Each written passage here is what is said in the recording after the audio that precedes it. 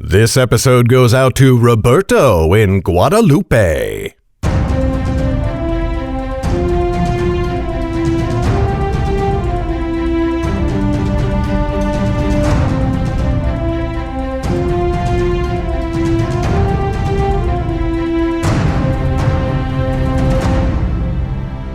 Hi there, Garrett Robinson here. Welcome to the 19th episode of the Nightblade Epic Podcast Season 2. It's the last week of the countdown. A Cloak of Red will come out in just over 1 week.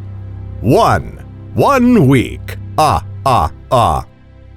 Okay, so admit it. You're going to be really glad never to hear that bit again, aren't you? Unless, of course, I bring it back for future book releases. I guess we'll have to see. Let me know your thoughts on YouTube or in Discord. But bad Sesame Street ripoffs aside, A Cloak of Red really is almost here. In just a few days, you'll be able to read it. And in this last week, you can probably already guess what we'd like you to do. But you'd be wrong!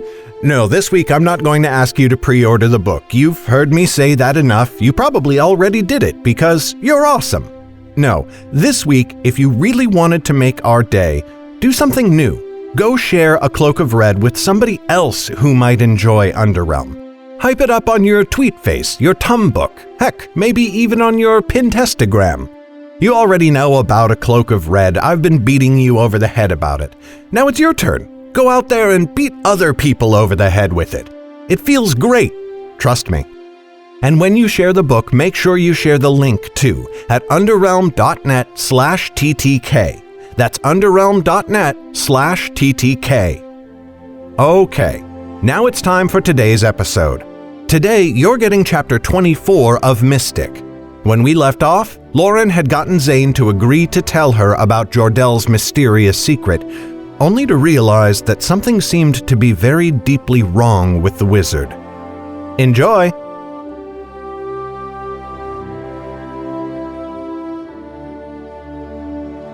Mystic, Chapter 24. Lauren rose before dawn the next morning to find that Zane had already left. Annis rose soon after, but Jem snored on and on as if he might never stop. "Zane is gone?" said Annis. "Do you think he will try to run?" "I do not know," said Lauren, "but I would wager not. Jordel posted guards downstairs, and Zane could not have escaped them without some commotion. Enough to wake us here, I think." Together they decided to enter the city. If they were to leave with Jordel, they would need supplies and provisions. Lauren would rather not be beholden to the mystic, since she planned to leave his company the moment she could, and they had enough coin now from their stolen purse to pay for what they needed.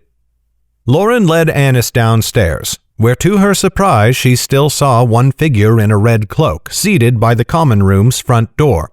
She had not thought Jordel meant to guard them as well, since it seemed clear that he was only after Zane. But then the figure rose and approached, casting back its cowl, and Lauren saw that it was Vivian, her dark hair drawn back in careful braids that looped about each other. Despite what Lauren knew of the woman, she looked beautiful, and her smile caught both girls off guard. "Risen at last, little songbirds?" said Vivian smoothly. "The morning wears on."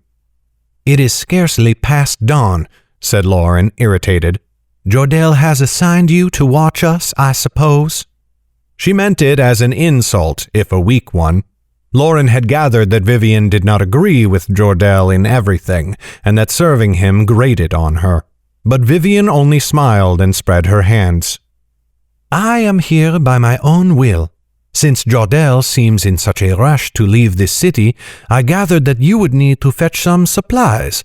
I grew to womanhood upon this city's streets, and can take you to all of the best shops. My cloak will provide a better barter than you could gain with even the most silvered tongue." Annis bristled beside her, but Lauren spoke first and kept her tone as civil as Vivian's. "We thank you, but we would sooner go alone. So much of the 9 lands are still unknown to us, and they say a stranger may see more of a new city than the tired eyes of one long accustomed to its sights." Another barb, but again Vivian only smiled. My eyes are nearly as fresh as yours, for I have not been home in many years, and it sounds as though you have had many thrilling adventures on the long road here. I would have you tell me all about them." "We would not speak of them," said Annis angrily. Vivian shrugged. "Then I will walk beside you regardless, and mayhap you will find my tales entertaining instead." That piqued Lauren's interest. If indeed Vivian would only talk and not try to pry for information, who knew what they might learn? "Very well," she said. "We shall need fresh bedrolls for a start. Ours have grown musty, and salted beef and hardtack if they can be found." "In plenty, and many finer things to eat besides," said Vivian. "Come, I will take you to the clothier's first. Bedrolls are not in high demand, and they shall likely have to make yours on the spot." "Lead the way." Lauren quieted Annis with a look. The girl was fuming. "It will not be so bad," she whispered as Vivian turned. "Mayhap we can learn something of value." Annis did not look pleased, but neither did she speak against going with the mystic. So the three of them set out upon the city, Vivian swiftly taking them north and west to the trade quarter. The streets were quiet, and what few people they saw walking did not let their gaze linger anywhere for long. Lauren had felt a pall upon the city yesterday, and it seemed to have worsened since. "They await the next attack," said Vivian.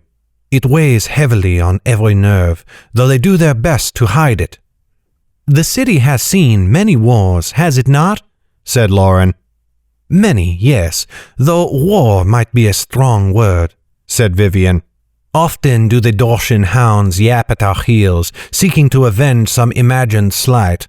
Most times they come and bray at the walls for a day or two before slinking back to their homes, often without a drop of spilled blood.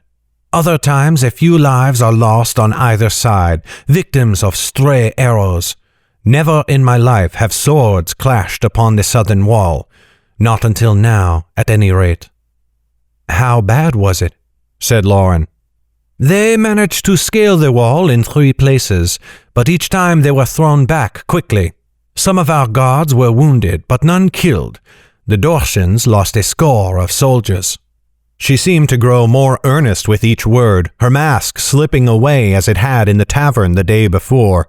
Her voice took on more life than Lauren had heard in it, proud when she spoke of Wellmont, livid when she mentioned the Dortians.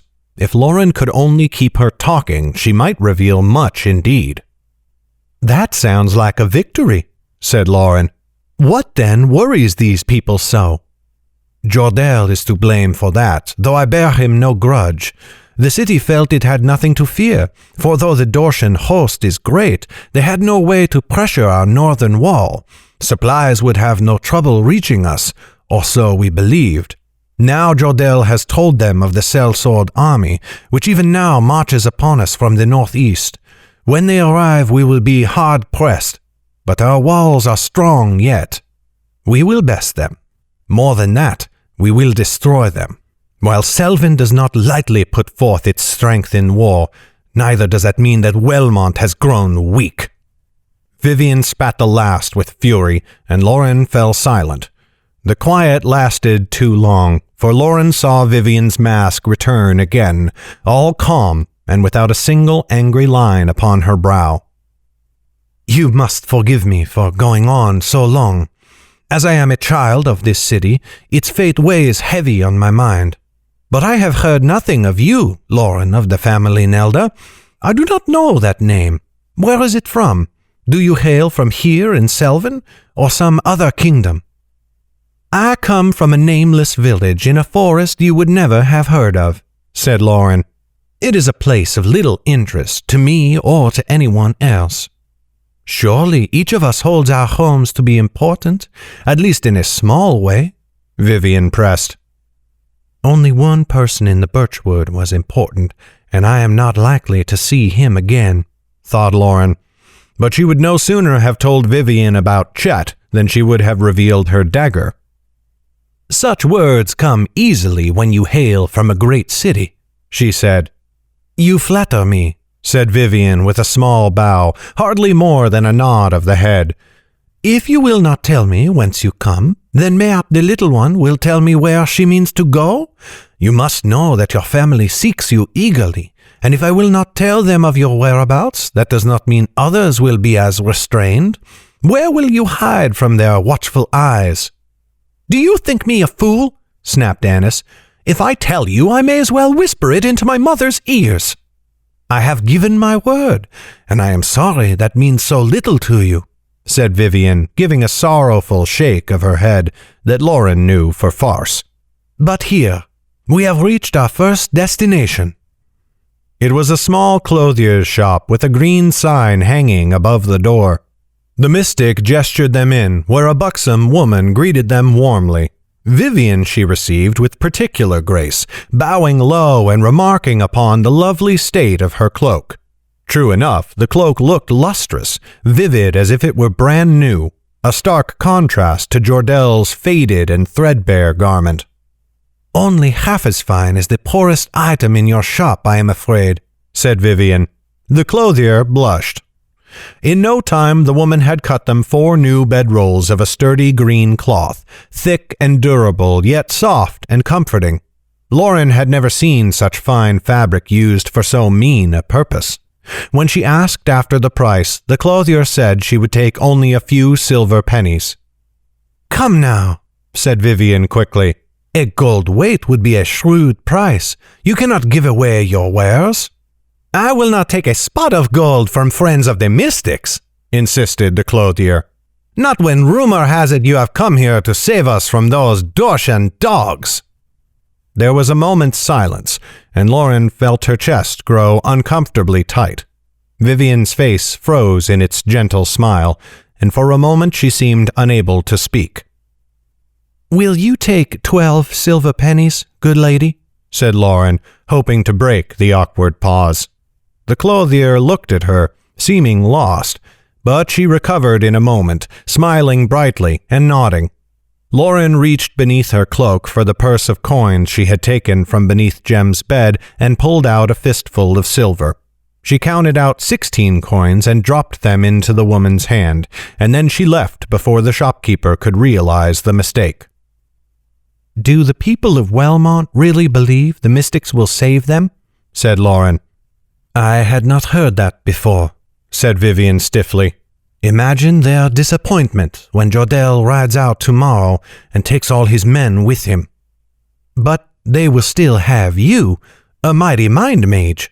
The thought of the Dorshans raising this city troubled her greatly. Lauren might never have played a part in the great matters of the 9 lands, but still she was Selvan-born, and like anyone in her village had been raised to know the Dorshans as warmongering thieves. Even old Bracken had not held a high opinion of the kingdom to the south, and he had been one of the kindest people Lauren had ever known. Vivian gave a small smile, but it had grown cold again, like her demeanor upon the docks in Redbrook. "Not so mighty as your friend Zane. You must tell me, how often have you seen him wield such power? I could scarcely believe it." "I had witnessed nothing like it from him before," Lauren admitted. "But neither have I ever seen a duel of mages. Before that, small bursts of flame and gusts of wind were the extent of what I had observed." "It seems he found some inner well of strength," said Vivian. "I only hope he is in control of himself. He might have killed me." "He would not," said Lauren quickly. Vivian's words had made her think uncomfortably of the Maidstones. "He holds life more dearly than that. It is one thing we hold in common." "Yes, Jordel mentioned something of the kind," said Vivian. "I must say I admire your conviction. It would be a better world if all lived with such stringent morality." Lauren looked at her askance.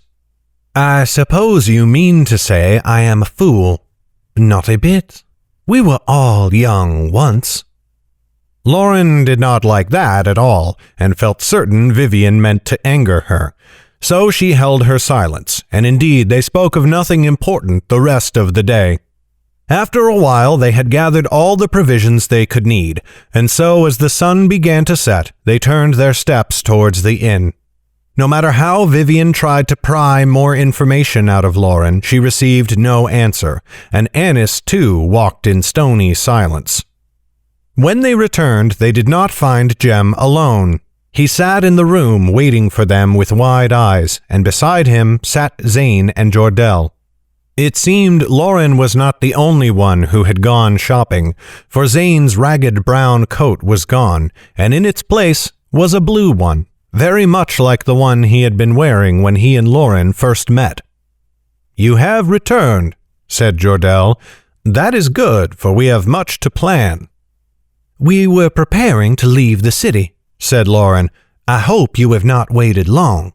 She looked at Zane, hoping for some sign of what had transpired, but the wizard would not meet her gaze. "We only just arrived here," said Jordell. "We spoke of much and more besides through the day. My voice is weak from it." "And," said Lauren, still looking at Zane, "what came of it?" Zane finally looked up at her, and she nearly took a step back. The wizard's skin was ghostly white, and while his eyes burned with the same hunger as they always did recently, now they bore heavy clouds of something else. Fear. "I will go with Jordell," said Zane. "He means to travel to Feldemar, but wherever he may lead me, I will follow." Lauren could sense no trace of duplicity in his voice. Shock seized her as she realized the wizard meant what he had said. "You will," she said. She meant it to be a question, but her voice failed her. "Very well, then. Your path is your own to choose." "As is yours," said Jordell. "But it is my strong hope you will join us." Lauren blinked. "Me? Who else?" "What do you want me for?" said Lauren. "You know I do not share your purpose." "I do not seek blood and death as you have decided," said Jordell. Though the words were harsh, he spoke them gently. "You have considerable talents that seem born to you. I would have those talents nurtured and grown, for they will be invaluable in the coming months. Not every fight takes place on the battlefield, nor is every blow struck with a fist." "You do mean for me to fight, then," said Lauren. "I will not, nor will I leave Annis and Jem to their fate. Or have you forgotten them in pursuit of your quest?" "Of course we will not abandon them," said Jordell. "As I said before, they do not deserve to be left here in the midst of a war, and the Yeren girl may be of great use." "You speak of use, but not of safety." Lauren saw Vivian from the corner of her eye. The woman studied her with grim amusement, and that only stoked her temper further.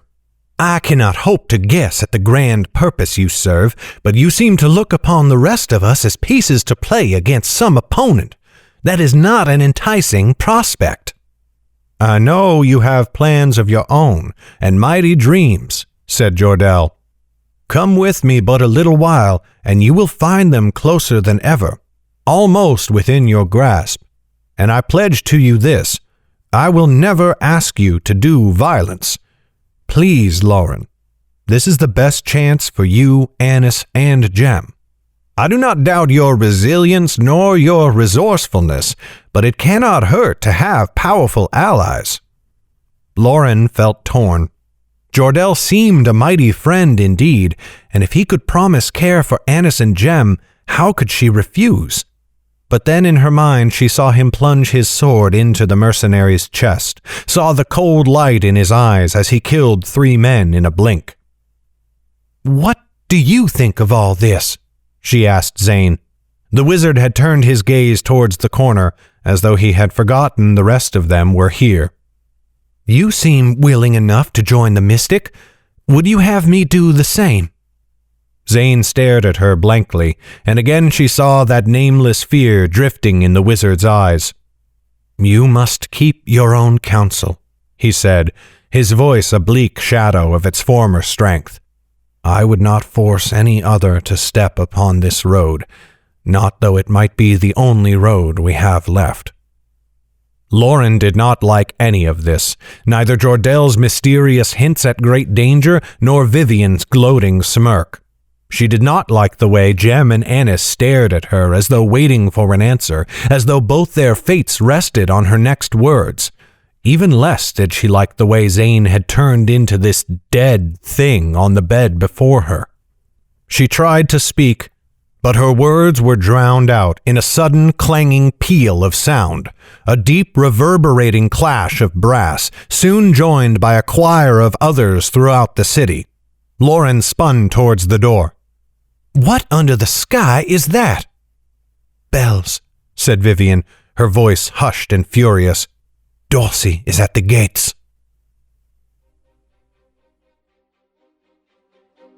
This has been a production of Legacy Books, written and narrated by Garrett Robinson.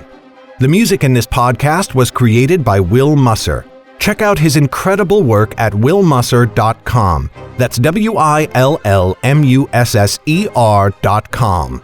Today's letter is A. Thank you for listening. Bye-bye.